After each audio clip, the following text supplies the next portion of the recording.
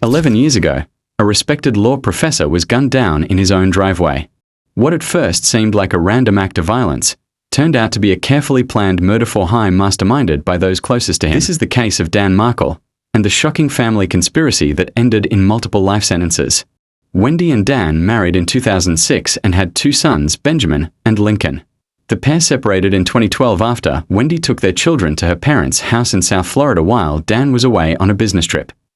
They went through a contentious divorce in 2013 and were granted joint custody, with Wendy being required by a judge to keep the children in Tallahassee despite allegedly wanting to move closer to her family.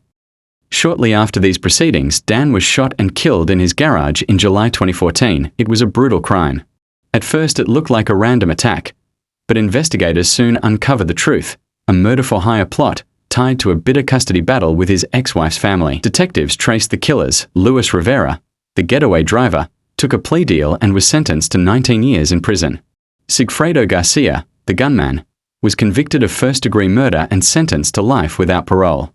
Their connection led straight to Catherine Magbanua. She was convicted of conspiracy and first-degree murder and sentenced to life in prison plus 30 years.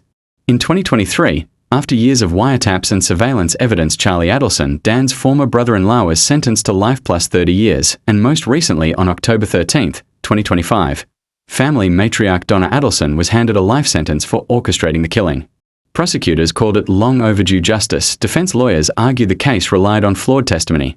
But for Markel's family, the verdicts closed an 11-year fight for accountability in one of Florida's most chilling family murder cases.